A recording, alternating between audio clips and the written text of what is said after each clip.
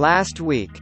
In the United States, 50% of first marriages will eventually end in divorce. The chances of divorce increases among divorcees. The main reason these things are happening is because more people are getting unsatisfied in marriage and tend to embrace the single life, which seems to be the safer option. But yet, some people with coconut head like us get married and encourage people to get married. Because in as much as the statistics of marriage nowadays are worrisome, marriage has its benefits. The first benefit is it's safer. We move to the next benefit, which is health benefits. The next benefit is marriage is life-saving for the children. The next point is more money. The next point is directly linked to the previous point, which is you are more likely to be richer.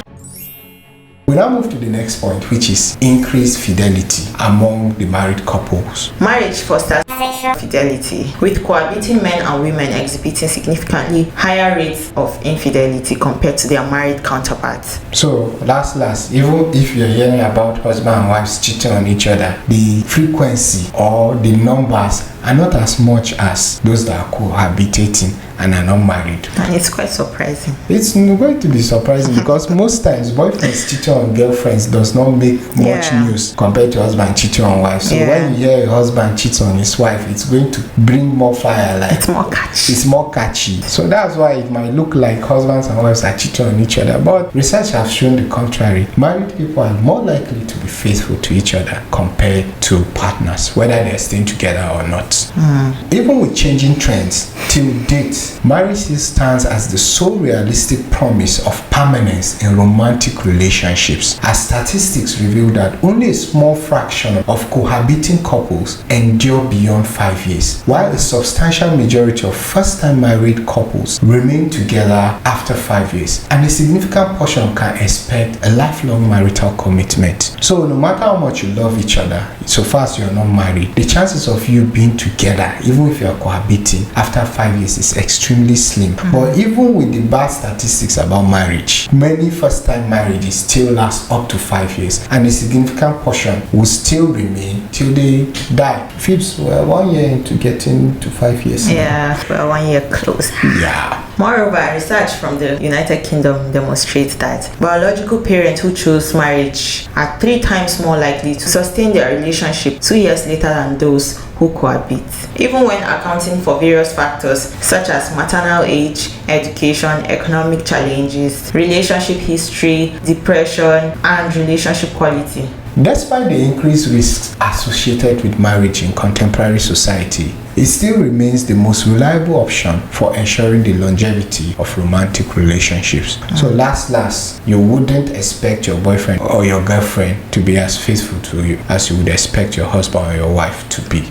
So if you really want to jump from heartbreak, if you want assurance, as Fibz say, get married today.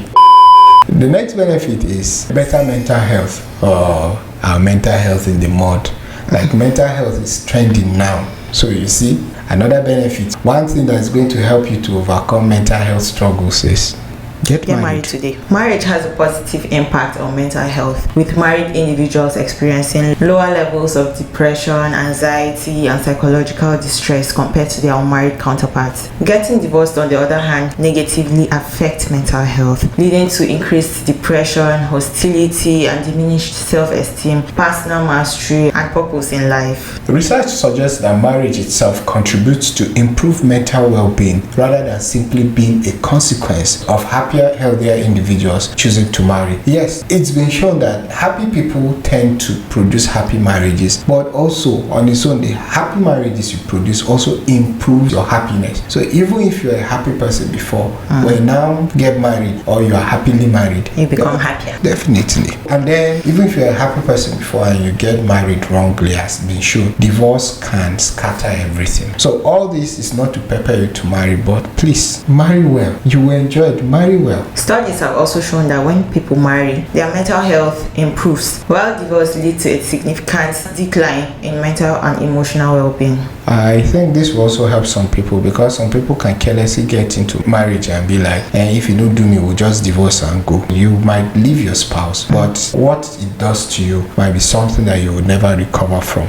So please, also in the course of all these things, let's be careful too. Married individuals are less likely to commit suicide, abuse alcohol, or use illegal drugs compared to their unmarried counterparts. For instance, married men are less likely to take their own lives compared to bachelors and divorced men, and married women are less likely to commit suicide than their unmarried counterparts. And this makes sense because they have something to live for. If you are alone, you might just easily end it all, but by the time you know that your absence is something that is going to significantly affect those that care about you, you're less likely to go on with this, even if you have suicidal thoughts. Moreover, if you are happily married, your spouse and the family that you build are there to give you the support you need when you're going through hard times. So this helps a great deal. The second to the last benefit is that it helps you have a better bond with your children. Divorce has detrimental long-term effects on parent-child relationship, with adult children of divorce reporting less positive connections with both parents. They are also significantly less likely to maintain frequent contacts with either parents compared to individuals from intact marriages, with a 40% lower likelihood of seeing either parents multiple times a week. So if you want to also have better bonds with your children, remain married. It helps. The last but not the least benefit of marriage is that married couples tend to have a better overall satisfaction. Despite the popular belief that singles enjoy more satisfying sex lives, research suggests that married couples are more likely to report extremely satisfying experiences. Married individuals are more likely to engage in regular sexual activities, with single men and women being significantly less likely to have had sex in the past year compared to their married counterparts. In as much as most married couples tend not to have sex as often as we think they do, they still have it more than their single counterparts. And the word they said is it's more satisfying. Yes. Married couples, particularly wives, are more likely to express emotional satisfaction in their lives compared to divorced or never married individuals. Interestingly, men in marital relationships report higher levels of physical satisfaction in their sexual experiences compared to men in cohabiting relationships. So last,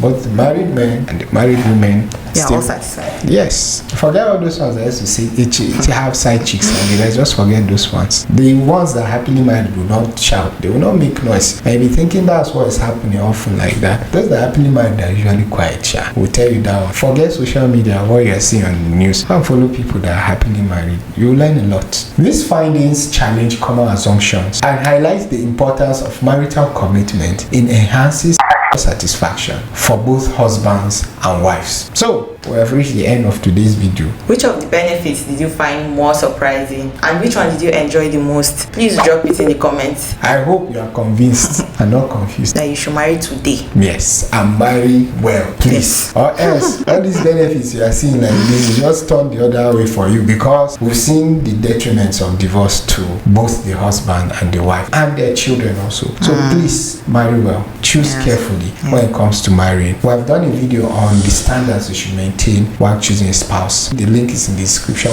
box below where you can watch it too. So if you're here to subscribe, don't forget to subscribe, like, and share our videos with whoever you think will find it helpful. You can also use this video to convince your toaster to agree to marry you. So thank you. We're going to see you in our next video. Bye.